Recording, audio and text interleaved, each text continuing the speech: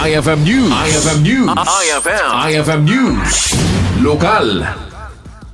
Opisyal nga sinarabo ti gobyerno munisipal ti Paway dagiti baro nga na destino a beneficiaryo ti Government Internship Program wenno GIP bayat iti naisayangkat nga orientation program tapno mamuda iti munisipyo ti organizational structure dagiti paglintegan iti pagtrabahuan ken dagiti akemda ken pagrebenganda kas interns iti gobyerno. Pinasangbay ni Municipal Mayor Sheila Galano dagiti beneficiaryo ti GIP nga inyebkas na ti panagyaman na iti panakipagpasetda iti nasao a programa. Iti mensahe na pinaregta ni Mayor Galano dagiti interns amang paadu iti gundaway babaen iti pananggunod da iti napateg a padas.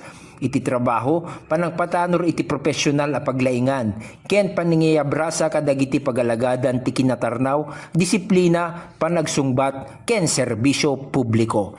Para iti IFM News, Idol Glenn Batuyong tatak IFM. IFM News. IFM News. IFM News. Lokal.